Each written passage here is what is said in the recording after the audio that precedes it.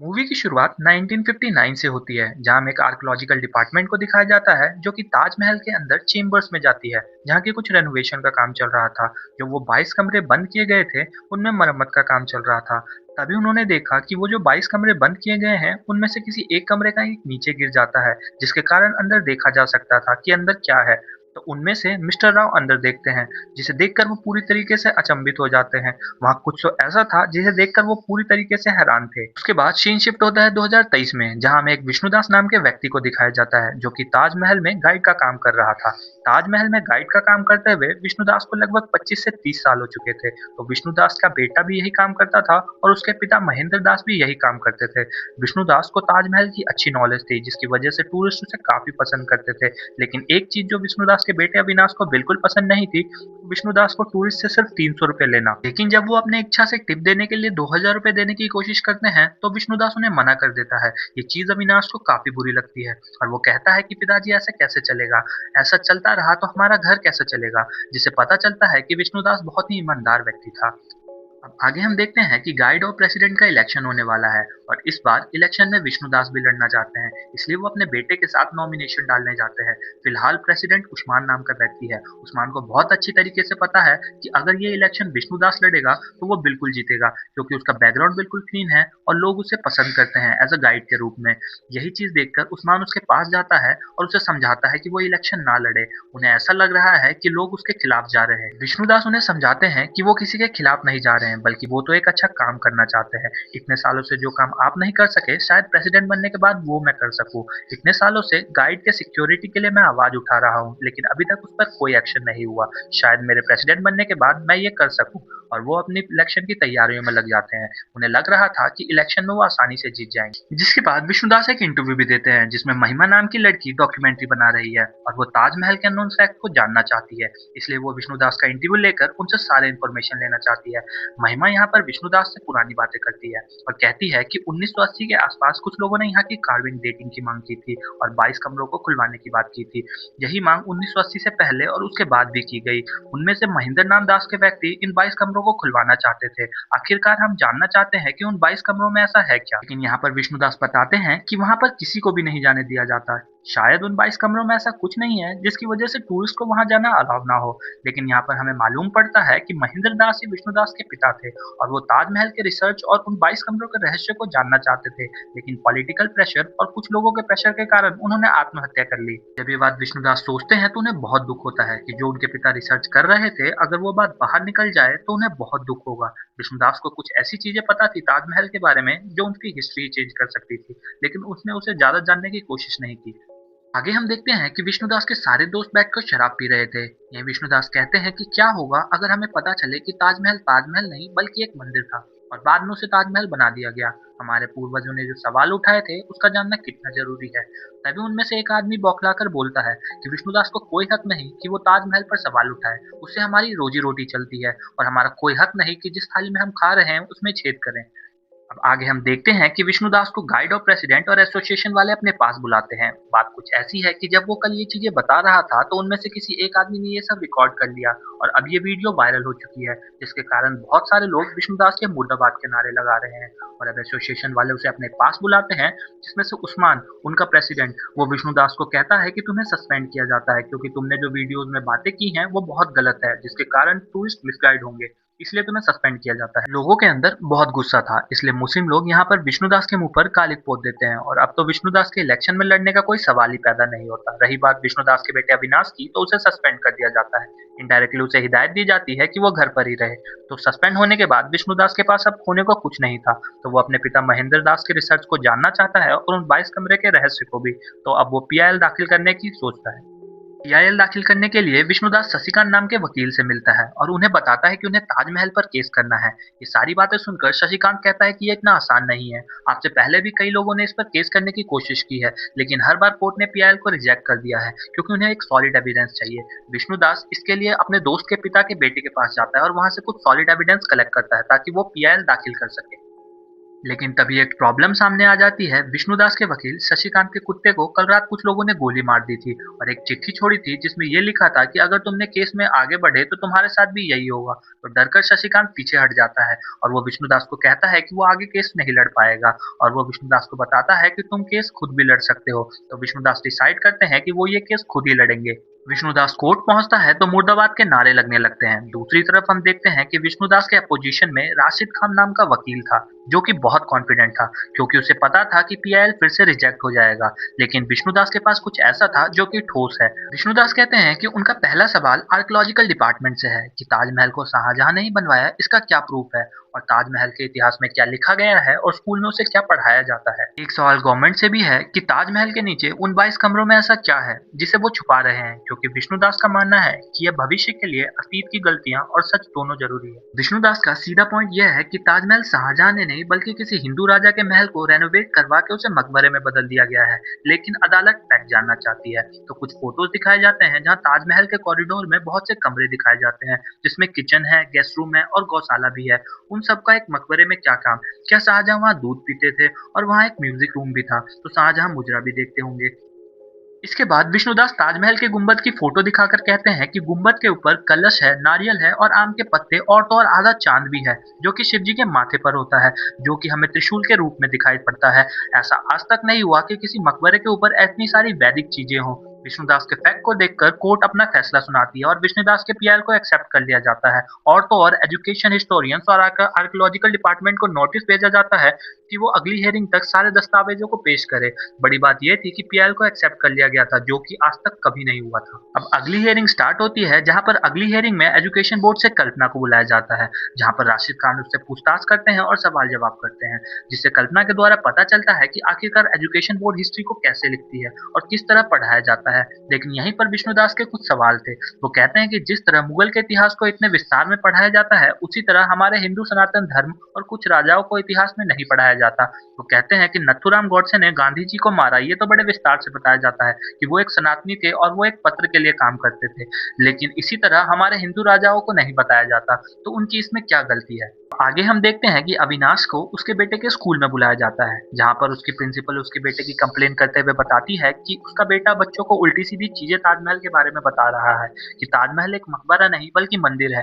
भले ही आपके पिता केस लड़ रहे हो लेकिन अभी तक ये सिलेबस में ऐड नहीं है और हम बच्चों को ये चीजें नहीं पढ़ा सकते। आप अपने बच्चे को समझाएं वरना उसे सस्पेंड करना पड़ेगा। अगली हियरिंग में राशिद एक हबीब नाम के आदमी को कटघरे में पेश करता है और वो बताता है कि शाहजहां को ताजमहल बनाने का आइडिया कैसे आया। बात कुछ ऐसी है कि शाहजहां और मुमताज महल में शतरंज खेल रहे थे, तभी अचानक उन्हें किसी बच्चे की रोने की आवाज सुनाई दी। दरअसल ये आवाज मुमताज के कोख से आ रही थी और ये शुभ संकेत नहीं थे और इसे पता था कि मुमताज भी नहीं बचेगी, जो कि उनका वो 14वां बच्चा होने वाला था। ये देखते ही मुमताज समझ चुकी थी कि वो अब नहीं बचेगी, इसलिए मुमताज शाहजहां से अपनी ख्वाहिश जाहिर करती है। पहली ख्वाहिश ये थी कि वो उनकी याद में एक मकबरा बनवाएंगे और दूसरी याद ये थी कि उसके मरने के बाद वो किसी दूसरी शादी नहीं करेंगे।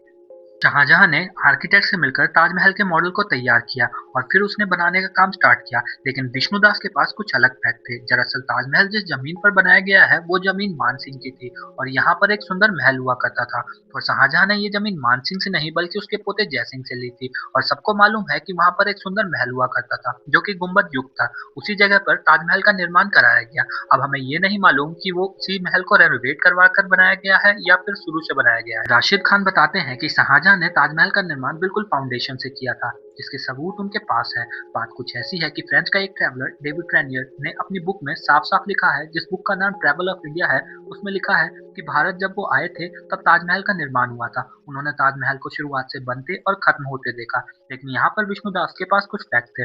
उन्होंने कहा कि ट्रेवलियर 1940 में पहली बार इंडिया आए थे, लेकिन ताजमहल का निर्माण 1932 में ही स्टार्ट हो गया था। लेकिन यहाँ पर भी विष्णुदास के पास कुछ फैक्ट थे। उन्होंने कहा कि ट्रेवलियर 1940 में पहली बार इंडिया आया था, लेकिन ताजमहल का निर्माण 1932 में ही स्टार्ट हो गया था। ट्रेवलियर ने अपनी बुक में ये भी लिखा है कि उसने ताजमहल का काम खत्म होते हुए भी देखा, लेकिन ये भी बिल्कुल झूठ है क्योंकि ट्रेवलियर 1965 में पहली बार इंडिया आया था, लेकिन ताजमहल का काम खत्म 1954 में ही हो चुका था।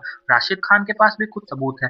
उन्होंने बताया कि ट्रेवलियर 1951 से 1954 तक इंडिया में ही थे, तभी उन्होंने इस काम को समाप्त होते हुए भी देखा। लेकिन यहाँ पर विष्णुदास अपनी पूरी तैयारी में थे। वो राशिद खान को बताते हैं कि बात बिल्कुल सच है कि 1954 तक ट्रेवलियर इंडिया में ही था, लेकिन वो आगरा कभी नहीं गए। उनके पास पूरी लिस्ट है कि 1951 से 1954 तक प्रेमियर कहाँ-कहाँ गया। इसमें आगरा का ज़िक्र कहीं भी नहीं है।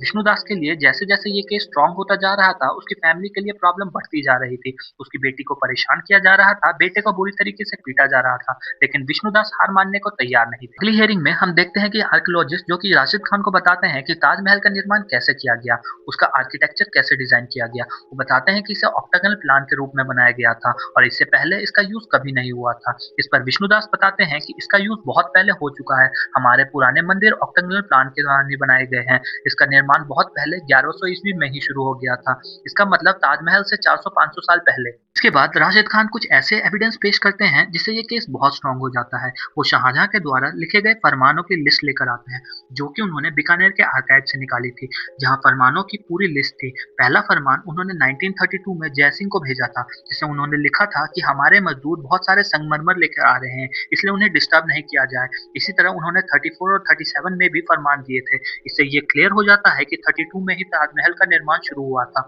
और ये सारे फरमान जयसिंह के लिए ही थे। अभी फिलहाल विष्णुदास के पास कुछ भी कहने को नहीं था, इसलिए वो थोड़ा समय मांगते हैं इसको पढ़ने के लिए। और रात को एडवोकेट शशिकांत विष्णुदास को एक आदमी के पास ले जाते हैं, तो पता चलता है कि ये बूढ़ा आदमी 64 में ताजमहल में उसी चेंबर में गया था और उसने वहां पे वो सारी चीजें देखी थी जो हमने फिल्म के शुरुआत में देखा था, जिसका नाम मिस्टर राव है। कहते हैं कि वो कोर्ट में जरूर आएंगे और वो सारी बातें बताएंगे, लेकिन उस्मान भाई को जब ये पता लगता है तो उसके आदमी मिस्टर राव को बहुत धमकाते हैं।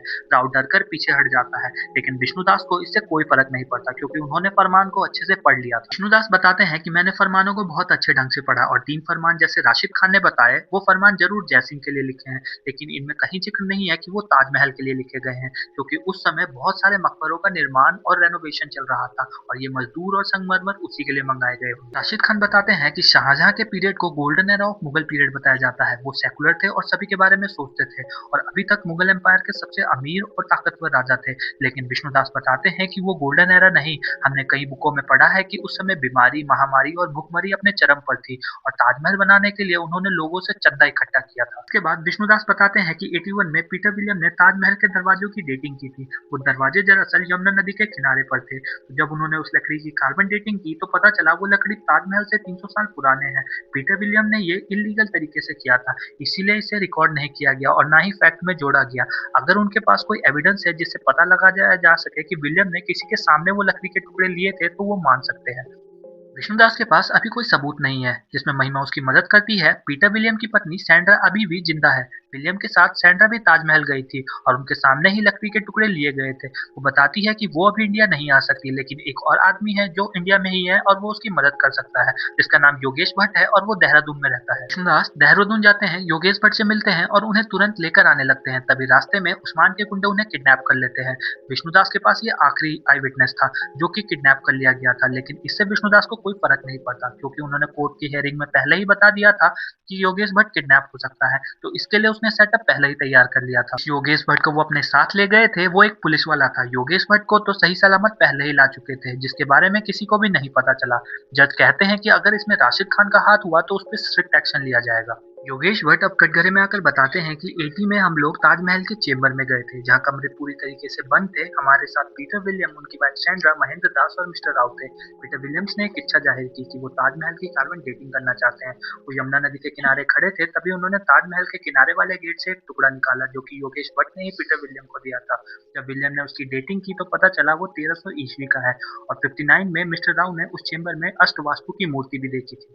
और जब ये बात उन्होंने आर्कियोलॉजिस्ट से की तो उन्होंने कहा कि जैसे दरवाजे ईंट से बंद है, अपना मुंह भी उसी तरह बंद रखो। और जब 1980 में कार्बन डेटिंग का पता चला कि ताजमहल के दरवाजे ताजमहल से पुराने हैं तो सरकार ने दरवाजों को निकलवा दिया। राशिद खान कहते हैं कि आखिरकार हम आपकी बात पर विश्वास क्यों करें, तो इस पर योगेश भट्ट कहते हैं कि सैंड्रा विलियम्स जो कि पीटर विलियम्स की पत्नी है, वो भी उस समय वहां मौजूद थी, तो आप उनसे पूछ सकते हैं। अब राशिद खान आखिरी स्टेटमेंट में कहते हैं कि अगर ताजमहल को मंदिर में बदल दिया गया तो लाखों लोग बेरोजगार हो जाएंगे, जिससे उनके घर की रोजी रोटी चलती है। सरकार को पैसे आने बंद हो जाएंगे, जिससे देश का काफी नुकसान होगा। और अगर इस कहानी को बदला गया तो धर्म विवाद भी बढ़ सकता है। विष्णुदास अपनी आखिरी बात कहते हैं, ताजमहल 7वां अजूबा है और अगर सच्चाई बाहर भी आ जाती है तो ये धूमिल नहीं होगा। इसकी सुंदरता पर कोई फर्क नहीं पड़ेगा। ताजमहल लोगों के जीवन यापन का साधन है, वो ये बात जानते हैं। उनकी 3 पीढ़ी भी गाइड के रूप में काम करती आ रही है, लेकिन सच्चाई से मुंह छोड़कर सिर्फ धंधा करना ही हमारी मानसिकता नहीं होनी चाहिए। वो कहते हैं कि सालों पहले बख्तियार खिलजी, जिन्होंने नालंदा यूनिवर्सिटी के 90 लाख पुस्तकों को जलाकर हमारे इतिहास को नष्ट कर दिया, और फिर उसके बाद ईस्ट इंडिया कंपनी, और उसके बाद हमारे देश का विभाजन, और फिर वामपंथियों ने हमारे इतिहास को ही नया मोड़ दे दिया। शाह को सेक्युलर कहा गया, जबकि उसने देश के कई अनगिनत मंदिरों को तुड़वाए। बनारस में 76 मंदिर तुड़वाए गए। इससे पता लगता है वो कितना सेक्युलर था। यहाँ कितने सेक्युलर लोग महाभारत और रामायण पर भी सवाल उठाते हैं, जिन पर आर्कियोलॉजिस्ट ने रामायण और महाभारत का प्रमाण देकर उनके मुंह पर तमाचा मारा। वक्त है सवाल उठाने का, वरना अस्तित्व भी नहीं बचेगा। भारत अपना फैसला सुनाती है कि इतिहास में कई चीजों के साथ छेड़छाड़ किया गया है, जिनको सुधारना बहुत जरूरी है। इसलिए वो एजुकेशन बोर्ड और हिस्ट्री डिपार्टमेंट को कहती है कि किताबों में बदलाव किया जाए और वो सिलेबस में मंदिर और मॉन्यूमेंट को ऐड करे, ताकि बच्चे अपने देश के मंदिर और महलों के बारे में जानकारी ले सके। रही ताजमहल की, तो वो एक विश्व धरोहर है, तो दोनों पक्षों के दस्तावेज को ठीक ठीक से परखने के बाद ही कोर्ट कोई सही निर्णय ले पाएगी। इसलिए कोर्ट ताजमहल के फैसले को सुरक्षित रखती है और यही मूवी खत्म हो जाती है। दोस्तों, अगर आपको वीडियोस पसंद आ रही हो तो आप इसे लाइक, शेयर और सब्सक्राइब जरूर कीजिएगा। इससे हम मोटिवेट होंगे और आपके लिए वीडियोस बनाते रहेंगे।